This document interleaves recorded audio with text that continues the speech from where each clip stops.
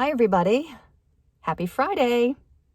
This is Teri Schnaubelt, audiobook narrator, and I have a special treat for you today. I have a story that was sent in by Wyatt L from Salem, Wisconsin, and he is 11 years old, and he sent me this story to read for you. It's called My Canadian Fishing Trip. Once I was at my house in bed. I was watching Goosebumps. Then Uncle Ed and EJ came to our door. We packed everything into our truck, and Uncle Ed and EJ went into the truck. It took 16 hours to get to Canada. We watched Stand By Me and The Burbs. Great movies. Dad and Uncle Ed talked the whole way. We were driving the whole night. We went to a store before we went to the Viking Outpost. At the Viking Outpost, Dad and Uncle Ed were talking for a long time with the owner, who turned out to be Madman Martin, an old Canadian professional wrestler. Finally, our float airplane came. It was a 30-minute ride to our lake. When we got there, we unloaded everything and put it in the cabin. We all got situated. That was the starting of our trip. My dad gave me 24 sodas for the whole trip. We played euchre and ate snacks at night. We had a little basketball hoop, and I threw a ball over the wall on accident, and my dad's cousin Jonathan gave us titty twisters. Then we went to sleep. The next morning, we got up at 6 o'clock and picked out our boats and went to a fishing spot. My brother caught a fish, and my dad put it on the stringer, and he reached over for his beer, but let go of the rope, and the fish swam away. Then my grandpa came over to give us another stringer and mumbled something about doom mass. He must have been thinking God was mad at my dad for losing our stringer. I don't know, but I said a Hail Mary, and then we were on our way. Once we slayed the walleye and northern, we returned back to camp. As we approached the dock in our boat, my Uncle Larry, also known as Chico, was waiting at the end of the dock to greet us and help us tie up our boat. Just as we pulled into our parking spot, my uncle mooned us. In a blink, my life flashed before my eyes, and I did the only thing I could think of. I dropped my drawers to the bottom of the boat and gave him the old brown eye squint. And just at that very moment, as I bent down to grab my ankles and felt a rumbling from down under that made me worry a lot. It was a force not even a Jedi Knight could control.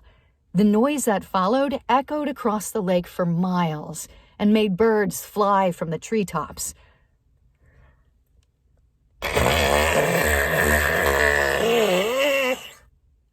Okay, I was never really good at that. That was my best attempt. I have never felt so proud at that moment. I did the best to find a breath in the middle of my laughter and said the first thing that came to the top of my mind. Hey, Uncle Chico, did my butt cheeks shake when I farted? I thought my uncle was having a heart attack, but it turned out he was holding his chest because he was laughing so hard. Good thing, because if he died, we would have had to put him in our freezer until the next airplane came to check on us. After the air cleared and some more name-calling happened, we went back to the cabin and cut up the fish and fried them, and Uncle John made French fries. I don't remember Uncle John ever making me French fries. Just saying. Sorry, where was I? 3 days later, it was 4th of July, and we were ready to have an adventure by exploring another nearby lake. To get there, we had to come up with a plan to get over the Beaver Dam. The dam plan my dad and Uncle Ed came up with was not only quick, but genius. We pointed the boat at the dam, and my dad, me, and my brother sat in the back of the boat and hit the gas. As we popped a wheelie and moved closer to the dam plan did not seem so genius to me anymore. We hit the dam with a force that knocked us off the seat, but the boat flew over without any problem. My dad said he was a damn genius that we made it over the dam and we didn't even get wet. My Uncle Ed followed with my cousin EJ. They gave us the thumbs up once they made it, and we continued going through the bog toward the trail. They gave us the thumbs up once they made it, and we continued going through the bog toward the trail we had to walk to the next lake. When my dad wasn't looking, I ate all of his Twizzlers. And then I saw a spider. I tried to smash it with my foot, but my foot slipped, and I dove headfirst into the metal boat. There was a gigantic bump on my head. We made it to the trail and walked to the other boats on the other lake. The boats were filled to the top with water, so we had to drain them out. Finally, we were able to get in the boats and start exploring the new lake.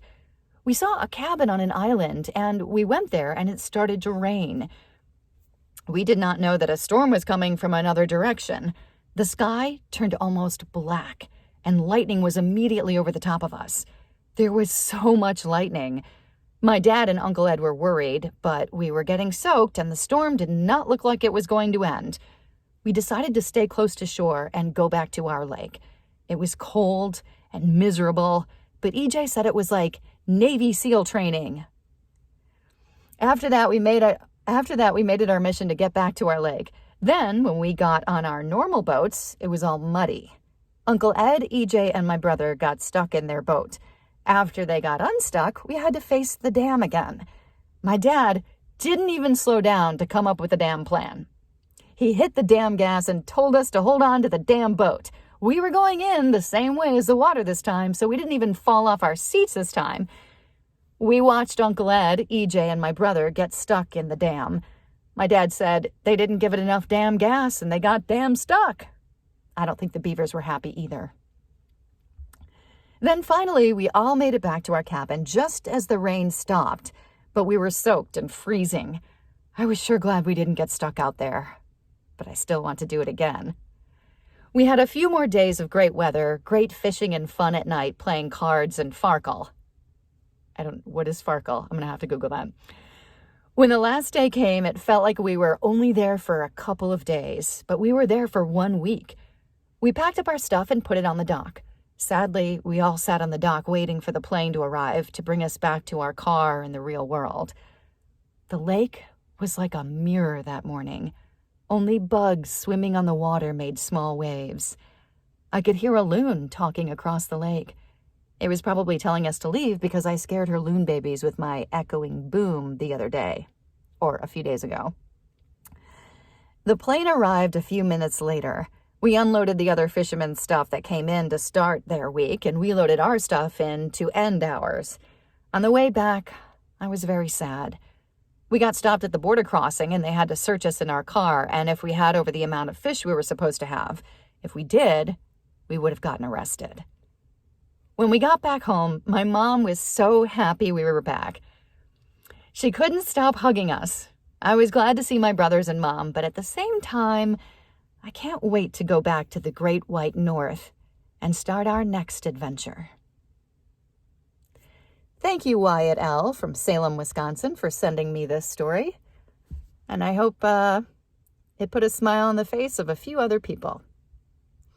So, if there's anyone else who would like to send me stories, maybe yours will be in the next video. Ciao!